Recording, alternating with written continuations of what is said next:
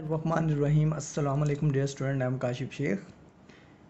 Chapter number 2 में जो आज हमारा लेक्चर है वो प्रोटीन के स्ट्रक्चर्स के बारे में है। पहला स्ट्रक्चर प्राइमरी स्ट्रक्चर है। अब उसके बाद जो स्ट्रक्चर है वो सेकेंडरी स्ट्रक्चर ऑफ प्रोटीन है। ये बहुत इम्पोर्टेंट और समझने वाला टॉपिक है और अक्सर ये पेपर में पूछा भी जाता है। प्राइमरी स्ट्रक्चर में आपने देखा था कि जो पॉलीपेप्टाइड चेन बनती है वो स्ट्रेट होती है, वो उसमें कोई क्वाइलिंग नहीं होती, कोई फोल्डिंग नहीं होती, वो सिर्फ एक स्ट्रेट चेन होती है। लेकिन जो सेकेंडरी स्ट्रक्चर होता है ये क्वाइल हो जाता है, मुड़ जाता है। अब वो मुड़ता कैसे है, कौन कौन से बॉन्ड्स इसके अंदर शामिल है, वो आज हम डिस्कस करेंगे इस टॉपिक में। Secondary structure it is formed by the coiling of the primary polypeptide chain. देखें, प्राइमरी स्ट्रक्चर में आपने देखा कि अमाइनो एसिड इस तरह आपस में जुड़े हुए हैं स्ट्रेट चेन में कोई बेंडिंग आपको यहाँ पर नज़र नहीं आ रही। अमाइनो एसिड्स इस तरह जुड़े हुए हैं। क्यों? क्योंकि जो बॉन्ड है इनके दरमियान वो है पेप्टाइड बॉन्ड और कोई दूसरा बॉन्ड नहीं है, इसलिए ये क्वाइल नहीं हुए, पहली बात।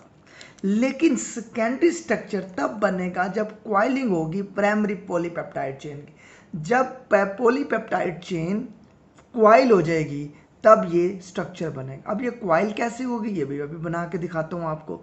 The chain in the protein molecule do not lie. अब जो चेन बनेगी सेकेंडरी स्ट्रक्चर में वो डू नॉट लाई फ्लैट, वो सीधी नहीं होगी।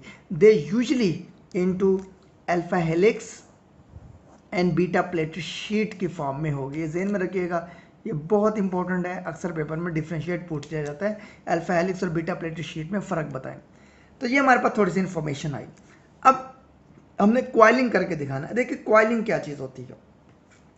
मैंने हम कहा कि जब अमाइनो एसिड में पेप्टाइड बॉन्ड होगा तो वो स्ट्रेट चेन होगी, उसमें कोई क्वाइलिंग नहीं होगी। लेकिन जो क्वाइलिंग होती है वो बेसिकली इस तरह बनती है। क्वाइलिंग ये देखिए आपके सामने, ये क्वाइलिंग है, ये क्वाइलिंग है। अब ये क्वाइलिंग कैसे होती है वो हम डिस्कस करते हैं अब नीचे अल्फा हेलिक्स के अंदर। तो यानी कि ये जो क्वाइलिंग हुई है इट्स मीन के पेप्टाइड बॉन्ड के अलावा भी कोई बॉन्ड है इसके अंदर जिसकी वजह से क्वाइल हो गया है। और ये पेप्टाइड बॉन्ड था, इसके अंदर और कोई बॉन्ड नहीं था, इसलिए ये स्ट्रेट चेन में था। अब क्वाइलिंग देखनी है हमने, क्वाइलिंग होती कैसे है, और ये बहुत इंपॉर्टेंट स्ट्रक्चर मैं आपको बना के दिखाऊंगा आज का।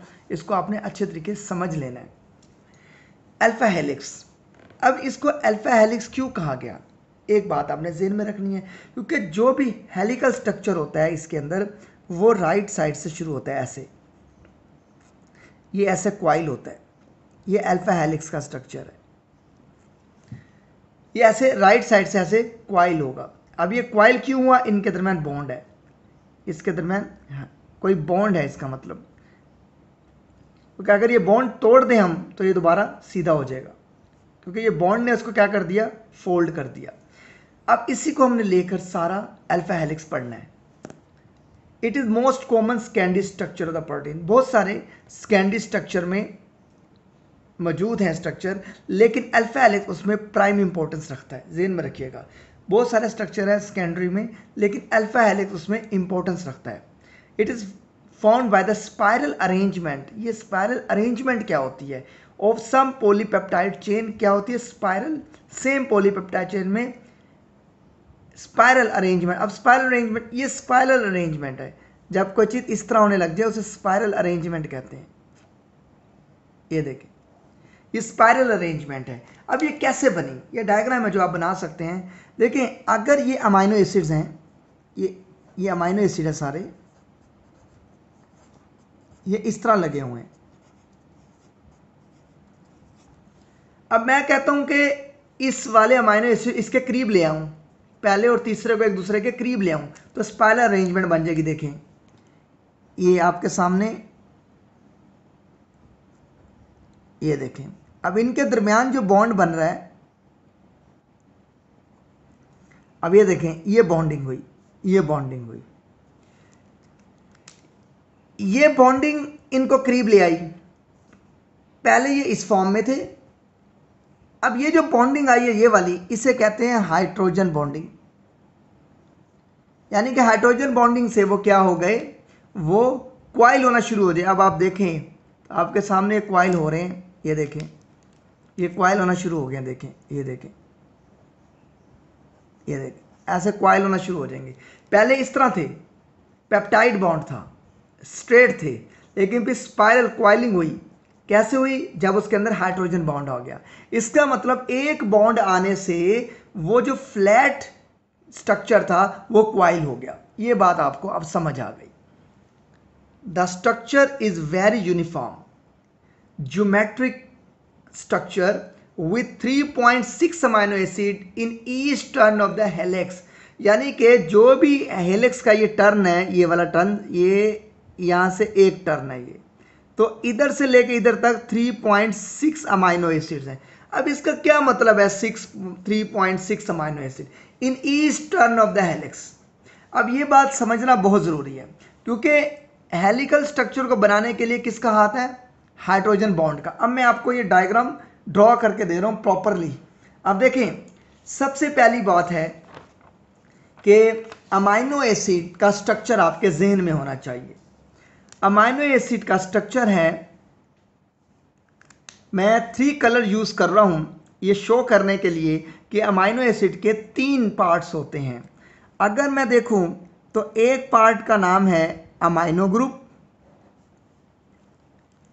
एक पार्ट का नाम है कार्बन जिसके साथ अल्काइल ग्रुप और फिक्स H लगा होता है, और एक पार्ट जो होता है वो क्या होता है, कार्बोक्सिल ग्रुप होता है। अब यहाँ पर मैंने आपको अमाइनो एसिड के 3 पार्ट्स, तीनों कलर शो कर दिए। ये पहला पार्ट अमाइनो ग्रुप, ये अल्फा कार्बन जिसके साथ R अल्काइल ग्रुप और H लगेगा, और ये तीसरा पार्ट। तो हर एक अमाइनो एसिड के 3 पार्ट्स होते हैं। लेकिन हम क्या तलाश करने लगे हैं, हम तलाश करने लगे हैं 3.6 amino acid in each turn of the helix. अब each turn of the helix कैसे, ये आपने समझ लेना है। देखें, हेलिकल स्ट्रक्चर इस तरह बनेगा, ये ज़हन में रखिएगा। ये एक हेलिकल स्ट्रक्चर है,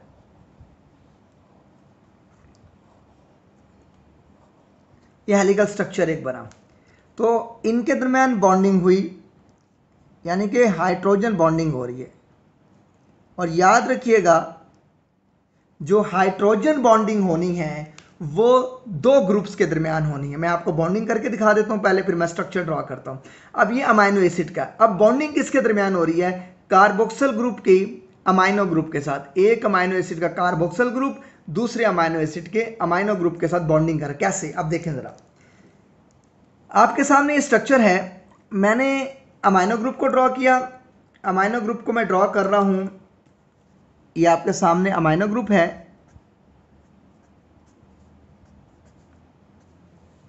उसके बाद ये आपके सामने सेकंड पार्ट है अमाइनो एसिड का, और ये आपके सामने थर्ड पार्ट है अमाइनो एसिड्स का। अब ये देखें आप, कार्बोक्सिल ग्रुप की बॉन्डिंग किसके साथ होने जा रही है, कार्बोक्सिल ग्रुप की बॉन्डिंग होने जा रही है हाइड्रोजन बॉन्ड के जरिए, ये आपस में जुड़े होंगे। किसके साथ जुड़ा होगा, ये अमाइनो ग्रुप के साथ जुड़ा होगा। अब अमाइनो ग्रुप को दोबारा हम कलर चेंज कर लेते हैं, तो ये अमाइनो ग्रुप हो गया, हाइड्रोजन बॉन्ड स्टार्ट हो गया। उसके बाद उसी तरह ये सेकंड पार्ट है अमाइनो एसिड्स का, और ये थर्ड पार्ट है अमाइनो एसिड का कार्बोक्सिल। तो फिर इस तरह ये भी नीचे जाके बॉन्डिंग बनाएगा। तो ये जो बॉन्डिंग हुई है कार्बोक्सिल के O और नाइट्रोजन अमाइनो ग्रुप के N के साथ, तो ये जो बॉन्डिंग हुई है O और N के दरमियान, ये बेसिकली क्या है, हाइड्रोजन बॉन्डिंग हुई है। तो ये जो हाइड्रोजन बॉन्डिंग हुई है जो, तो जिसकी वजह से ये स्ट्रक्चर क्या हो गया, ये क्वाइलिंग में आ गया। तो ये अब आपको थोड़ी सी बात समझ आई होगी कि देखें, ये अमाइनो एसिड होता है, उसके 3 पार्ट होते हैं, वो इस तरह अरेंज होता है क्वाइल में। और ये जो बॉन्डिंग नजर आ रही है हाइड्रोजन, ये किन किन के दरमियान बॉन्डिंग हो रही है, ये क्या हो रही है, ये कार्बोक्सिल ग्रुप की तरह और अमाइनो ग्रुप की तरह हाइड्रोजन बॉन्डिंग हो रही है। हाइड्रोजन बॉन्डिंग होने से वो क्या हो रहा है, वो क्वाइल हो रहा है, वो स्पाइरल शेप बन रही है। अब मैं आपको मजीद एक और डायग्राम बना के समझा देता हूँ, मजीद आपको और समझ आ जाएगी। अब देखें, अगर मैं एक डायग्राम बनाऊं, इसके अंदर हमने याद रखें कलर शो किया था अमाइनो ग्रुप के लिए पिंक कलर और कार्बोक्सिल के लिए ओ कलर, वो ब्लैक कलर और ग्रीन कलर हमने यूज़ किया था अल्फा कार्बन के लिए। अब देखें हम एक अल्फा हेलिकल स्ट्रक्चर ड्रॉ करते हैं। तो अल्फा हेलिकल स्ट्रक्चर ड्रॉ करने के लिए हम सिंपली ये इस तरह एक स्ट्रक्चर ड्रॉ करते हैं। मैं आपको 3.6 समझाना चाह रहा हूँ कि 3.6 कैसे है। उसके बाद दूसरा कलर यूज़ किया। ये एक अमाइनो एसिड के 3 पार्ट दिखाए हैं मैंने आपको। ये लें, ये 3 अमाइनो एसिड के, एक अमाइनो एसिड के 3 पार्ट हो गए हैं। ये अमाइनो ग्रुप, ये कार्बन जिसके साथ R और H लगा हुआ, और ये कार्बोक्सिल ग्रुप। उसके बाद दोबारा हम इसको अरेंज करते हैं। ये आपके पास एक अमाइनो ग्रुप, ये आपके पास अल्फा कार्बन, और ये आपके पास कार्बोक्सिल ग्रुप। तो ये आपके पास क्या हो गया, ये इस तरह हम ये शो कर रहे हैं कि राइट साइड से स्टार्ट हो रहा है, हिलेक्स राइट साइड से स्टार्ट हो रहा है, ऐसे आएगा। ये पहला अमाइनो एसिड है, 1 2 3 3 पार्ट होते हैं, 1 2 3 ये सेकंड अमाइनो एसिड। तो ये 2 अमाइनो एसिड हो गए। आपको समझ आ गई कि एक अमाइनो एसिड में 3 पार्ट होते हैं, यहाँ पर आपको 2 पार्ट दिखाई दे रहे हैं। और उसके बाद हम मज़ीद इसको टर्न करते हैं। उसके बाद ये सेकंड अमाइनो एसिड का पार्ट और ये थर्ड अमाइनो एसिड का पार्ट। उसके बाद ये एक और अमाइनो एसिड का फर्स्ट पार्ट, ये सेकंड अमाइनो एसिड का फर्स्ट पार्ट और सेकंड पार्ट, और ये सेकंड एक अमाइनो एसिड का थर्ड पार्ट।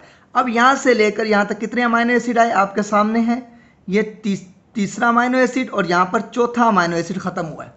तो हर टर्न में कहा जा रहा है 3.6 अमाइनो एसिड आएंगे। अब आपके ख्याल में 3.6 कैसे हैं, 1 2 3 4 5 6 7 8 9 10 11। तो यहाँ तक आप देखें कि एक टर्न बनता है। यहाँ तक आप देखें एक टर्न बनता है, ये एक टर्न बनता है। अब मैं सेकंड टर्न बना के दिखाता हूँ आपको। ये सेकंड टर्न हमने अमाइनो ग्रुप एक अमाइनो एसिड का RC और RH बनाया, और ये हमने तीसरा पार्ट बनाया। उसके बाद दोबारा हम इसको करेंगे। ये हमने एक अमाइनो एसिड और लिया, जिसका हमने क्या किया, अमाइनो ग्रुप लिया, उसका सेकंड पार्ट बनाया अल्फा कार्बन का, और उसके बाद हमने, तो बेसिकली मैं आपको हेलिकल स्ट्रक्चर ड्रॉ कर रहा हूँ कि जो हेलिकल स्ट्रक्चर है वो इस तरह बेसिकली अरेंज होता है, वो इस तरह क्वाइल होता है, ऐसे क्वाइल होता है। तो इसके बाद दोबारा हम देख लेते हैं, एक और टर्न बना लेते हैं ताकि हमें मज़ीद हाइड्रोजन बॉन्ड की भी समझ आ जाए। ये एक और अमाइनो ग्रुप, ये एक और RC के साथ जो लगा हुआ है, और ये एक और। अब आप देखें इसके अंदर 1 2 3 4 5 6 7 8 9 10, तो 10, और इसके बाद एक और आपके सामने है ये 11, और ये एक टर्न मुड़ जाएगा। तो यहाँ तक आप देखें फिर 11। तो 3.6 हमने आंसर लेकर आना। वो कैसे लेके आते हैं, हम आखिरी बात ख़त्म करते हैं ये बनाकर। उसके बाद ये आपके सामने है। इसके बाद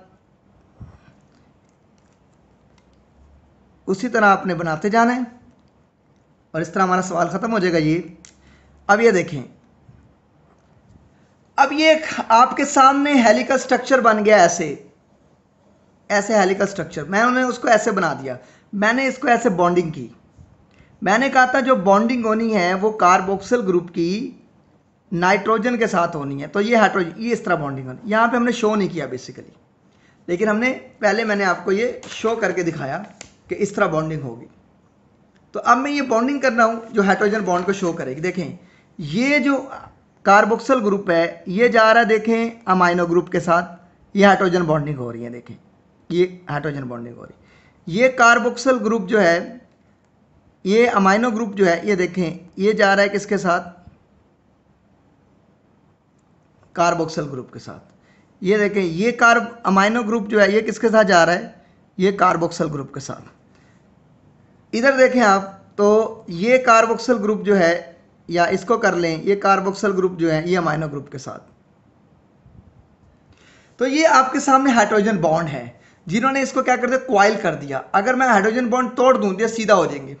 तो हर टर्म में 3.6 कैसे आ रही है, अब हमने इसका आंसर ढूंढना है। तो 1 2 3 4 5 6 7 8 9 10 11, तो अमाइनो एसिड टोटल कितने इसमें, 3। अब वो कह रहा है कि 11 पार्ट इस्तेमाल है, एक अमाइनो एसिड के 3 पार्ट होते हैं, तो 3 अमाइनो एसिड और कुछ हिस्सा दूसरे अमाइनो एसिड का इस्तेमाल है। इसको 3 पे डिवाइड करेंगे तो आंसर हमारे पास 3.6 आएगा। मतलब कि हर टर्न पर ये एक टर्न, ये दूसरा टर्न, ये तीसरा टर्न, ये चौथा टर्न। तो इस तरह अमाइनो एसिड, ये चौथा अमाइनो एसिड था, ये 5वां हो गया, यहाँ से छठा शुरू हो गया, फिर 7वां हुआ, ये 8वां हो गया, और इस तरह ये 9वां हो गया, और 10वां स्टार्ट हो गया। तो इसको आपने ज़हन में रखना है, ये क्वाइलिंग हो गई है।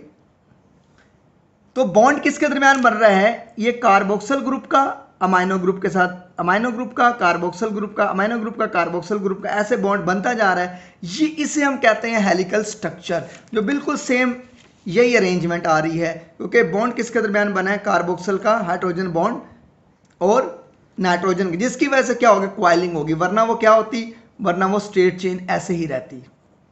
लेकिन हाइड्रोजन बॉन्ड के आने से वो क्या हो गया, वो एक दूसरे के करीब हो गए, ये अमाइनो एसिड एक दूसरे के करीब हो गए, जो मैंने आपको पहले भी बताया। तो बेसिकली ये बात है जिसे हम क्या नाम देते हैं, ये बेसिकली एक स्ट्रक्चर है जिसे हम कहते हैं helical structure, alpha helical structure. ये आप ड्रॉ करना चाहें तो आप ड्रॉ कर सकते हैं, आपकी मर्जी है। आप ड्रॉ करना चाहे ड्रॉ, ये ड्रॉ करना चाहे ये ड्रॉ कर दें आप।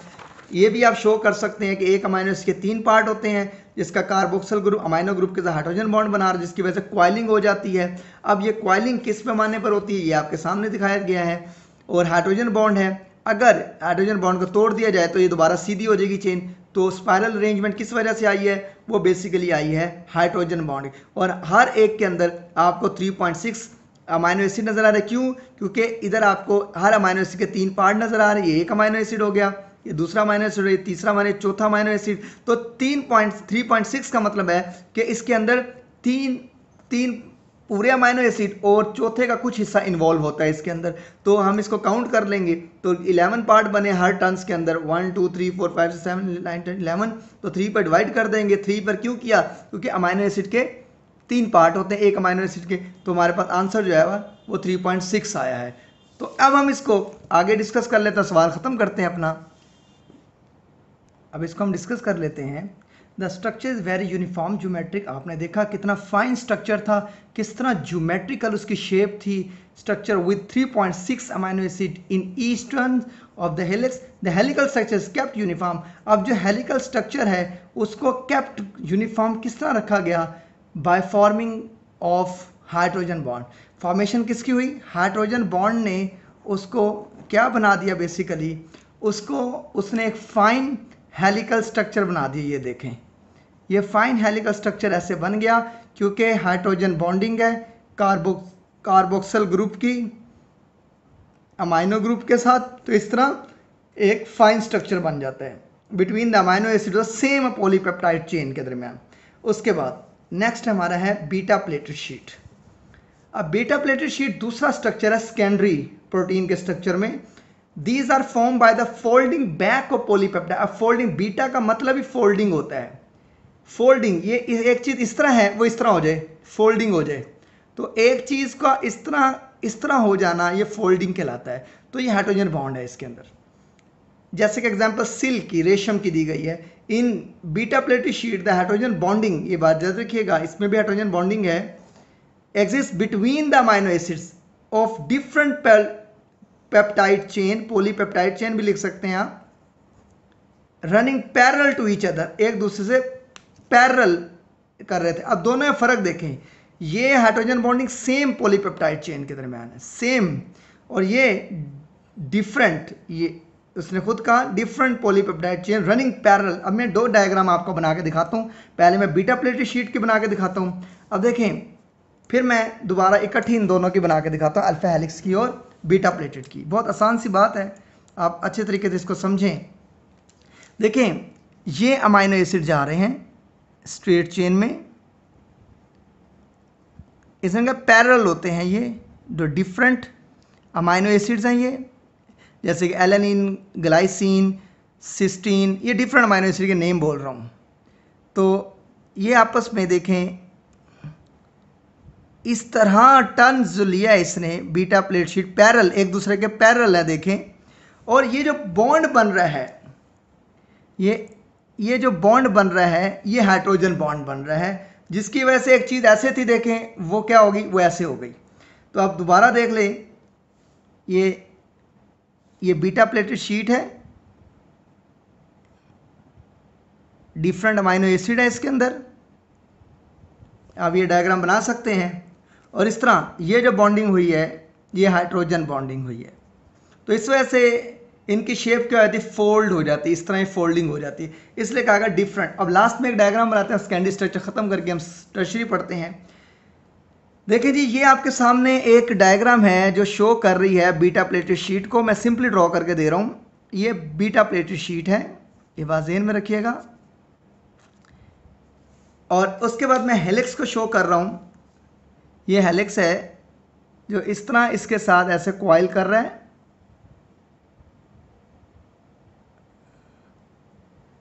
ये इस तरह इसने कॉइल किया।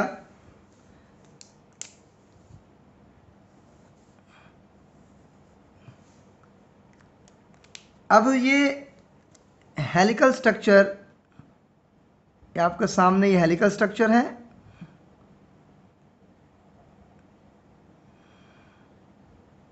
ये हेलिकल स्ट्रक्चर। अब इनके दरमियान जो बॉन्डिंग है अमाइनो एसिड के दरमियान, वो हाइड्रोजन बॉन्डिंग है, ये हाइड्रोजन बॉन्डिंग है। और ये जो बीटा प्लेटेड शीट है, ये जो बीटा प्लेटेड शीट है, ये वाली और ये वाली बीटा प्लेटेड शीट, ये हाइड्रोजन बॉन्ड है हेलिक्स का। अब देखें ये भी बॉन्ड हाइड्रोजन का है बीटा प्लेटेड, और अल्फा हेलिक्स में भी हाइड्रोजन बॉन्ड है। तो ये पॉलीपेप्टाइड अल्फा हेलिक्स की जो है वो सेम अमाइनो एसिड्स की है, यानी कि एक चेन बनी है जिसमें सेम अमाइनो एसिड है। और ये जो चेन बन रही है, बीटा प्लेटेड शीट बन रही है जो, तो ये बेसिकली बन रहा है ये polypeptide chain of different amino acids, different amino acids. तो अगर आप ये डायग्राम बनाना चाहिए, ये भी बना सकते हैं, सिंपल सी डायग्राम है स्कैंडी स्ट्रक्चर को शो करने के लिए। जो मर्जी आप डायग्राम बना ले, लेकिन वो वाज़े करे आपके स्कैंडी स्ट्रक्चर को। तो बेसिकली ये हमारा स्कैंडी स्ट्रक्चर खत्म हुआ, थोड़ा लेंथी हो गया थोड़ा सा, क्योंकि समझाने वाली बात थी, इसको आप समझ लीजिएगा, बहुत आसान सी चीज़ है। उसके बाद टर्शियरी और क्वाटरनरी छोटे छोटे से, और लास्ट में हम इसकी टाइप्स को डिस्कस करते हैं। प्राइमरी स्ट्रक्चर आज खत्म हो जाएगा हमारा। टर्शियरी स्ट्रक्चर क्या है, याद रखिएगा, थर्ड स्ट्रक्चर हम पढ़े टर्शियरी। टर्शियरी स्ट्रक्चर उस प्रोटीन में होगा जो फंक्शनल होगी, ये ज़हन में रखिएगा। फंक्शनल प्रोटीन के अंदर टर्शियरी स्ट्रक्चर मौजूद होगा। क्लियर। अब फंक्शनल प्रोटीन कौन सी है, जैसे कि एंजाइम तमाम के तमाम प्रोटीन है, जैसे एंटीबॉडीज़ तमाम की तमाम प्रोटीन है। अब ये हमारी बॉडी में मेटाबॉलिज्म को तेज़ करता है, और ये हमारी बॉडी का डिफेंस सिस्टम है जो हमें इम्यूनिटी प्रोवाइड करता है और जरासीम के खिलाफ लड़ता है। तो ये फंक्शन रोल प्ले कर रहा है हमारी बॉडी में। Tertiary structure, in tertiary structure a polypeptide chain bend fold, जैसे आप एक धागे को लपेटते जाएं वो एक गेंद बन जाती है। तो एक गेंदनुमा स्ट्रक्चर इस तरह का बन जाएगा, इस तरह फोल्ड होकर। तो इस तरह फोल्ड होने के बाद पॉलीपेप्टाइड चेन इस तरह एक गेंद सा स्ट्रक्चर बना देती है, बॉल बन जाती है। तो इटसेल्फ अपने ऊपर ही बेंडिंग फोल्डिंग कैसे, ये बेंड हुआ, ये फोल्ड हुआ, ये बेंड हुआ, ये फोल्ड हुआ, ये बेंड हुआ, ये फोल्ड हुआ, ये बेंड हुआ, फोल्ड हुआ। इस तरह ये बेंडिंग करता करता करता इस तरह एक चेन बन जाएगी जो एक गेंद की तरह की शक्ल बन जाएगी, जिसे हम टर्शियरी स्ट्रक्चर का नाम देते हैं। और नाम ही ज़रा फॉर्मिंग अ ग्लोबुलर शेप बन जाएगी, एक गोल सी गेंद शेप बन जाएगी। जैसे आप डोर को लपेटते हैं या धागे को लपेटते हैं तो वो एक गेंदनुमा स्ट्रक्चर बन जाता है। अब इसमें टर्शियरी स्ट्रक्चर मेंटेन, अब ये टर्शियरी स्ट्रक्चर जो है ये मेंटेन कैसे होता है, ये 3 बॉन्ड्स होते हैं। पहले हमने हाइड्रोजन बॉन्ड पढ़ा, हाइड्रोजन बॉन्ड से क्या हुआ, बेंडिंग हो गई, फोल्डिंग होगी। अब इसके अंदर 3 बॉन्ड आ गए हैं, एक आयनिक बॉन्ड, एक हाइड्रोजन बॉन्ड और एक डाइसल्फाइड बॉन्ड। देखें ये तो हम पढ़ चुके हैं, हाइड्रोजन बॉन्ड भी और डाइसल्फाइड बॉन्ड भी। ये बहुत इंपॉर्टेंट शॉर्ट क्वेश्चन भी है, 3 बॉन्ड के नेम बता दें टर्शियरी स्ट्रक्चर के। अब डाइसल्फाइड उन अमाइनो एसिड के दरमियान होगा बॉन्ड जिनमें सल्फर होगा। ज़हन में रखें, जैसे ये एक अमाइनो एसिड है, इसके पास सल्फर है, ये दूसरे अमाइनो एसिड के सल्फर के साथ जाके मिला और ये जो बॉन्ड बना है इसे डाइस, क्योंकि दो सल्फर है, इस अमाइनो एसिड के पास भी सल्फर है, इस अमाइनो। और एग्जांपल लेना चाहे तो आप सिस्टीन के एग्जांपल दे सकते हैं कि इसमें सल्फर होता है। तो बेसिकली मैंने आपको बताया कि डाइसल्फाइड बॉन्ड उनके दरमियान होगा जिसके पास सल्फर होगा। हाइड्रोजन बॉन्ड आप सबको, आयनिक बॉन्ड का क्या इधर रोल आ गया, आयनिक बॉन्ड अब क्या है ये समझाने वाली बात है। अब अगर आयनिक बॉन्ड को देखें तो हमारे पास ये स्ट्रक्चर किसका है, ये अमाइनो एसिड का स्ट्रक्चर है, ये अमाइनो एसिड का स्ट्रक्चर है, ये आपके सामने। अगर ये वाला हाइड्रोजन कार्बोक्सिल ग्रुप का अमाइनो ग्रुप के पास चले जाए तो आयनिक बॉन्ड बन जाता है, अटैचमेंट हो जाए। कैसे? इस आयंस को कहते हैं ज्विटर आयन, ये आप केमिस्ट्री में पढ़ेंगे सेकेंड ईयर में, ऑर्गेनिक पार्ट में, ज्विटर आयन। अब कैसे? अब ये हुआ कैसे? अब इसके पास आ गया प्लस चार्ज और इसके पास आ गया नेगेटिव चार्ज। अब देख लें आयनिक बॉन्ड बन गया। आयनिक बॉन्ड कैसे बनेगा? जब ये वाला बॉन्ड जाकर अमाइनो ग्रुप के साथ मिलेगा, तो जब ये इसके साथ मिलेगा तो बेंडिंग हो जाएगी, फोल्डिंग, बेंडिंग, फोल्डिंग, इस तरह ये यानी कि बेंडिंग फोल्डिंग होती जाएगी। तो बेसिकली ये आयनिक बॉन्ड बनेगा कार्बोक्सिल ग्रुप का और अमाइनो ग्रुप के। क्यों? क्योंकि कार्बोक्सिल ग्रुप जो है वो अपने H जो है वो अमाइनो ग्रुप को दे रहा है, इस वजह से नेगेटिव पॉजिटिव क्योंकि ये पॉजिटिव हो गया और नेगेटिव हो जाएगा। तो बेसिकली ये बताया जा रहा है यहाँ पर कि आयनिक बॉन्ड होता है इसके अंदर इन एक्वस। अब स्टेबल कन्फिगरेशन क्या है? स्टेबल कन्फिगरेशन का मतलब ये होता है अगर आपने एक शक्ल को बरकरार रखना है, साख्त को बरकरार रखना है, तो कैसा स्ट्रक्चर होना चाहिए? In aqueous environment. Aqueous environment कहते हैं जिसमें वाटर हो, वाटर के साथ एसिड भी हो, या बेस सोल्यूशन हो, या अल्कोहलिक सोल्यूशन, एसिड सोल्यूशन हो, तो उसे हम एक्वस इन्वायरमेंट कहते हैं। The most stable tertiary structure is that, सबसे ज़्यादा जो एक्वस मीडियम में जो टर्शियरी स्ट्रक्चर होगा वो तब बनेगा जब hydrophobic amino acid are inside होंगे, अंदर की साइड पर होंगे, और हाइड्रोफिलिक अमाइनो एसिड जो होंगे वो सरफेस पर होंगे। ज़हन में रखने दो बातें कि टर्शियरी स्ट्रक्चर एक्वस इन्वायरमेंट में बेहतरीन तब बनेगा जब इसके टू पोर्शन बनेंगे। मैं आपको बना के दिखा देता हूँ। ये हाइड्रोफोबिक जो पानी से दूर भागेंगे प्रोटीन अमाइनो एसिड वो अंदर वाली साइड पर होंगे, और जो वाटर लविंग होंगे अमाइनो एसिड वो बाहर वाली साइड पे होंगे। तो ये एक प्रोटीन का स्ट्रक्चर है जिसमें हाइड्रोफिलिक अमाइनो एसिड बाहर हैं और हाइड्रोफोबिक जो वाटर को रिपेल करते हैं अमाइनो एसिड वो अंदर वाली साइड पे है।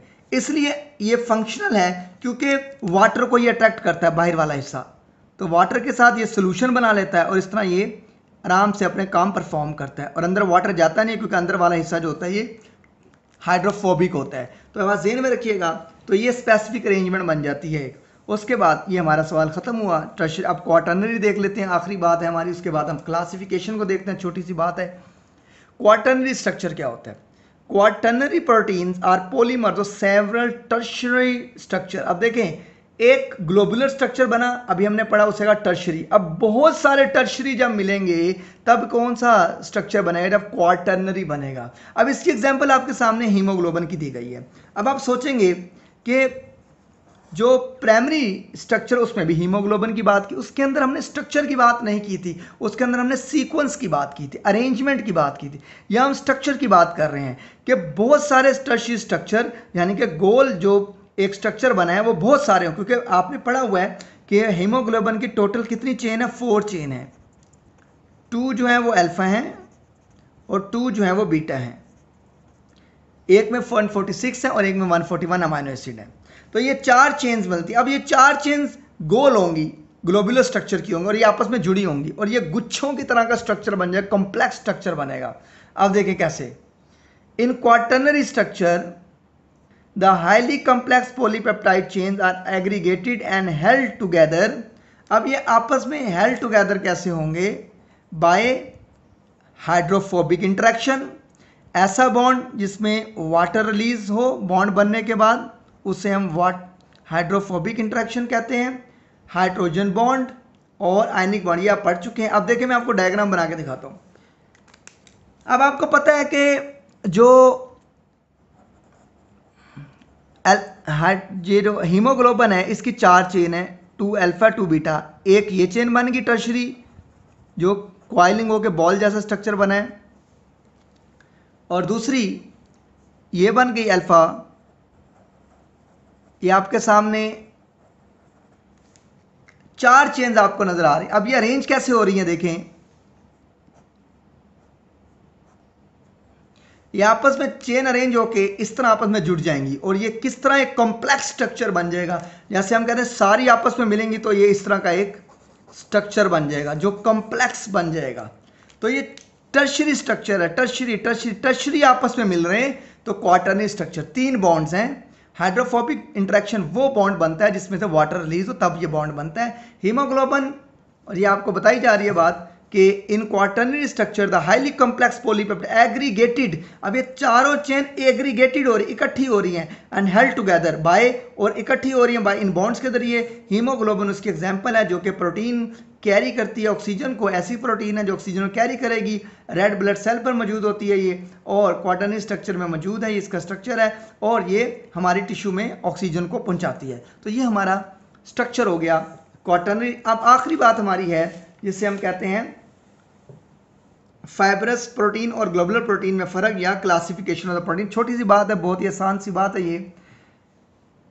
Classification of protein, due to its complexity and diversity in function it is very difficult to classify in single well defined function. देखें, हर प्रोटीन कॉम्प्लेक्स है और हर प्रोटीन एक दूसरे से मुख्तलिफ है। ये आपने फंक्शन ऑफ द प्रोटीन में ही पढ़ा होगा।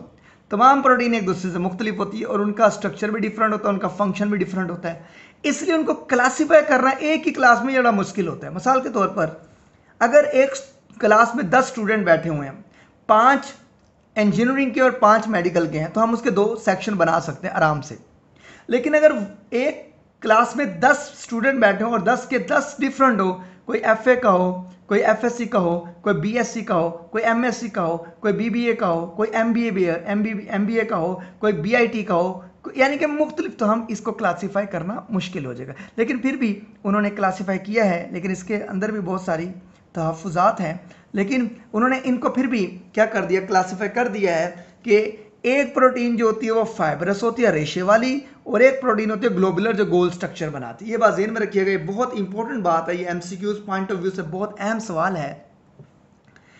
These protein consist of 1 or more polypeptide chain in form of the fibrils. अब ये फाइब्रस प्रोटीन जो है ये एक या एक से ज्यादा पॉलीपेप्टाइड चेन से मिलकर बने, और ये फाइब्रस होती है, इस तरह बनती है रेशे, इस तरह रेशों की शक्ल में होती है ये। These protein consist of the multiple folding, अभी आपने पढ़ा खुद क्वाटरनरी स्ट्रक्चर में, multiple folding of the polypeptide chain in the form of the spherical या एलिप्साइडल या बेजवी शक्ल का। तो अभी आपने टर्शियरी स्ट्रक्चर पढ़ा, तो उसके अंदर ये क्वाइलिंग फोल्डिंग होने के बाद जो पॉलीपेप्टाइड चेन बनती है, एक प्रोटीन का स्ट्रक्चर बनता है, वो गोल बन जाता है। They are fibrillar in nature, ये रेशेदार होते हैं, ज़हन में रखिएगा, ये रेशेदार होगी, यानी कि लंबे लंबे रेशे की तरह होगी ये प्रोटीन। और ये स्पेरिकल, या तो ये गोल होगी या ये अंडे की मानिंद होगी, एलिप्साइडल होगी, बेजवी होगी। अब इसका स्ट्रक्चर ये बहुत अहम है, इसलिए मैंने डिफरेंस आमने सामने कर दिया। फाइब्रस प्रोटीन में स्कैंडी स्ट्रक्चर हो रहा है, याद है, क्योंकि रेशेदार है फाइब्रस में। अभी आपने पढ़ा भी है स्कैंडी स्ट्रक्चर में कि ये फोल्डिंग होती है, तो ये फोल्डिंग हो रही है जो ये स्कैंडी स्ट्रक्चर में हो रही है, इंपॉर्टेंट इन दम। और टर्शियरी स्ट्रक्चर जो क्वाइलिंग हो रही है, टर्शियरी स्ट्रक्चर इसके अंदर इंपॉर्टेंट है, ये बात आपने ज़हन में रखनी है, ये बहुत इंपॉर्टेंट एमसीक्यूज है, ये दोनों बातें बहुत इंपॉर्टेंट है कि फाइब्रस में स्कैंडी स्ट्रक्चर इन्वॉल्व है क्योंकि वहाँ पे बेंडिंग होती है, हाइड्रोजन बॉन्ड की वजह से हेलिक्स बनता है और बीटा प्लेटेड शीट बनती है, जबकि टर्शियरी स्ट्रक्चर में वो खुद ही बेंडिंग फोल्डिंग होकर एक ग्लोबुलर स्ट्रक्चर बना देता है। सोलेबिलिटी, ये पानी में हल पजीर नहीं होते। क्यों नहीं हल पजीर होते? क्योंकि इनमें हाइड्रोफोबिक और हाइड्रोफिलिक अमाइनो एसिड इकट्ठे लगे होते हैं, सेम अमाइनो एसिड जो होते हैं इकट्ठे हाइड्रोफोबिक, तो इसलिए पानी में हल पजीर नहीं होते। अब यहाँ पर they are soluble in aqueous media. Aqueous media कौन सा मीडिया होता है? इसमें पानी शामिल और उसके साथ साल्ट हो या एसिड हो या बेस वगैरह अल्कोहल हो, तो इसे हम एक्वस मीडिया कहते हैं। तो ये सोलिबिलिटी जो है इसके अंदर, अभी मैंने आपको बताया कि जो टर्शियरी स्ट्रक्चर में हमने पढ़ा कि जो हाइड्रोफोबिक पार्ट होगा वो अंदर होगा और जो हाइड्रोफिलिक पार्ट होगा वो बाहर होगा। तो इस तरह वाटर अट्रैक्ट करता है ये बाहर वाला पार्ट, तो इस तरह ये बाहर वाटर होता है, अंदर वाटर जा नहीं सकता, तो इसलिए ये आराम से अट्रैक्ट कर देता है वाटर को और ये फंक्शन परफॉर्म करता है एक्वस इन्वायरमेंट में। नॉन क्रिस्टलाइन एंड इलास्टिक, अब दे आर नॉन क्रिस्टलाइन और इलास्टिक इन। अब ये जो फाइब्रस प्रोटीन है ये नॉन क्रिस्टलाइन होती है, ये क्रिस्टल फॉर्मेशन नहीं होती। क्यों? क्योंकि ये पानी में हल पजीर नहीं होती, तो इसलिए ये क्रिस्टल बनेंगे। इलास्टिक होती है, बाल को देख लें आप, बाल इलास्टिक होता है। मसल देख लें, जो हम बोटी खाते हैं उसमें से एक रेशा निकालें वो इलास्टिक होता है, तो ये इलास्टिक नेचर होती है। They can be crystalline non elastic, क्योंकि ये सोल्यूशन फॉर्म में होती हैं, तो इसलिए ये अब इलास्टिक तो हो नहीं सकती। क्रिस्टलाइन क्या है, अगर हम इसको ड्राई करें तो सॉल्वेंट जो है वो तमाम जो है वो ड्राई हो जाएगा, जैसे वाटर है या बेस सोल्यूशन है या एसिड सोल्यूशन है, तो उसमें वो सब का सब जो लिक्विड मटेरियल होगा वो ड्राई हो जाएगा, सॉल्वेंट सारे का सारा, तो इसलिए वो क्रिस्टल फॉर्मेशन बन जाएगी। उसके बाद लास्ट में है function. They form different structure in the cell and the organism. ये सेल और ऑर्गेनिज्म में मुख्तलिफ किस्म के स्ट्रक्चर बनाते हैं। तो याद रखें, मैंने आपको टर्शरी स्ट्रक्चर में बताया था कि ये ज़्यादातर टर्शीफ जो होती हैं ये जो स्ट्रक्चर होता है सेकेंडरी में वो इसके अंदर भी इन्वॉल्व होता है। They form different structure in the cell and the organism. ये सेल के अंदर और ऑर्गेनिज्म में डिफरेंट स्ट्रक्चर बनाते हैं, ये ज़हन में रखिएगा। इनकी नेचर क्या है, ये स्ट्रक्चर बनाएंगे। They disorganise with changes in the physical and the physiological environment. अब ये दो बातें यहाँ की गई है, ये बिगाड़ पैदा हो जाएगा इस प्रोटीन में, ग्लोबुलर प्रोटीन में। क्यों? फिजिकली और फिजियोलॉजिकल। अब देखें, अगर हम फाइब्रस प्रोटीन को देखें तो हम इसकी एग्जांपल अभी पढ़ेंगे भी सही। हेयर्स मैं एग्जांपल लेता हूं और यहां पर एंजाइम एग्जांपल लेता हूं। अब बाई टेम्परेचर 45-46 तक चले जाते हैं गर्मियों में, लेकिन आप देखें हेयर्स को कुछ नहीं होता। लेकिन एंजाइम को अगर हम इस टेम्परेचर में रखें तो वो डिसऑर्गेनाइज हो जाएगा। फिजिकली टेम्परेचर, फिजियोलॉजिकली अपना फंक्शन खो देगा, क्योंकि हर एंजाइम एक खास टेम्परेचर पर रेंज पे काम करता है, 37 सेल्सियस डिग्री सेंटीग्रेड पे काम करता है। ये बात ज़हन में रखिएगा आप। तो ये फिजियोलॉजिकल और फिजिकली बिगाड़ पैदा हो जाएगा, ये अपना काम नहीं कर पाएगा। लेकिन ये स्ट्रक्चर बना रहा है हमारे सेल के, और जैसे आपने हेयर देखा स्ट्रक्चर, अब बाकी स्ट्रक्चर भी देख लेते हैं। आखिरी बात हमारी एग्जाम्पल, सिल्क फाइबर, रेशम का फाइबर जो है, जो रेशम का कीड़ा बनाता है, और स्पाइडर वेब जो है जिसे हम क्या कहते हैं, मकड़ी का जाला जो होता है, आप देख लें वो रेशेदार होता है, वो रेशेदार होता है बिल्कुल इस तरह। आप देखें तो वो ऐसे रेशेदार होता है ऐसे। उसके बाद मायोसिन मसल है, देखिए आप जब भी कोई गोश्त खाते हैं तो उसका रेशे जो है आपके दांतों में अटक जाता है, तो वो क्या है, वो रेशेदार होता है। उसके बाद फाइब्रिन है, ब्लड क्लॉट है, जब ब्लीडिंग होती है मिसाल के तौर पर, जब कोई कट लग जाए, इंजरी हो जाए तो खून निकलना शुरू हो जाता है, ये एक्टिव फॉर्म है, ज़हन में रखिएगा। फाइब्रिन एक्टिव फॉर्म है, फाइब्रिनोजिन इनएक्टिव फॉर्म होता है। अब ये एक्टिव हो जाएगा जब इंजरी होगी, तो ये उस जख्म पर आके इस तरह क्या करने लग जाएगा, इस तरह एक पवंदकारी करने लग जाएगा, जिसमें जो रेड ब्लड सेल हैं वो फंस जाएंगे आके, जिसकी वजह से वहाँ क्लॉट बन जाएगा और मज़ीद ब्लड बाहर की तरफ मूव नहीं करेगा। कैरेटिन प्रोटीन बहुत इंपॉर्टेंट एमसीक्यू था, ये नेल्स में होता है, हेयर्स में होता है। अब देखें, अगर आप अपने नेल्स को देखें तो नेल्स का अंदर आप देखें तो आपको इस तरह रेशे नज़र आएंगे। अगर आप गौर से देखें आपको नेल के अंदर इस तरह के स्ट्रक्चर नज़र आएंगे। तो बेसिकली क्या शो कर रहा है, ऐसे ऐसे फाइब्रस इसका स्ट्रक्चर है। अब आ रहे हैं ग्लोबुलर प्रोटीन के एग्जांपल। एंजाइम आपकी बॉडी में बहुत इंपॉर्टेंट है, जो कि ख़ास टेम्परेचर पे काम करता है, एक ख़ास पीएच पे काम करता है। अगर पीएच डिस्टर्ब होगी तो फिजियोलॉजिकल इसका रोल ख़त्म हो जाएगा, ये अपना काम नहीं कर। इसलिए वो कह रहा है फिजिकल और फिजियोलॉजिकल चेंज अगर आए, यानी कि पीएच में चेंज आए, टेम्परेचर में चेंज आए, तो ये अपना काम नहीं करेंगे, एंटीबॉडीज़ भी नहीं करेंगे। हार्मोन, कुछ हार्मोन जो होते हैं वो प्रोटीन होते हैं, ये हमने पहले भी डिस्कस किया हुआ है। हीमोग्लोबिन जो अभी हमने डिस्कस किया, बहुत सारी पॉलीपेप्टाइड चेन मिलकर बनाती हैं। तो टर्शियरी स्ट्रक्चर इसके अंदर जो मिलकर बनाता है बहुत सारी पॉलीपेप्टाइड चेन को, ग्लोबुलर स्ट्रक्चर क्वाटरनरी स्ट्रक्चर बनाता है, और ये ऑक्सीजन को ट्रांसपोर्ट करती है जिस्म के मुख्तलिफ हिस्सों तक। तो ये हमारा बेसिकली एक सवाल है जिससे हमने कहा कि ये डिफरेंस है बिटवीन दी ग्लोबुलर प्रोटीन में और फाइब्रस प्रोटीन में। तो अगर आप डिफरेंस देखना चाहें तो आप इसको ऐसे भी डिफरेंस करके लिख सकते हैं। इसमें बहुत इंपॉर्टेंट MCQs भी हैं। तो ये हमारा सवाल प्रोटीन का है, जो प्रोटीन का टॉपिक हमारा इख्तिताम हुआ। ये बहुत इंपॉर्टेंट बात है, और लेकिन ये लेंथी तो हुए हैं टॉपिक, लेकिन ये आपको मैंने अच्छे तरीके से समझा दिया है। इसको आपने हेडफोन यूज़ करके आपने सुनना है हर लेक्चर को, क्योंकि उससे आपका फोकस ज़्यादा हो जाएगा। तो अब तक के लिए इतने, थैंक यू सो मच, अल्लाह हाफिज़।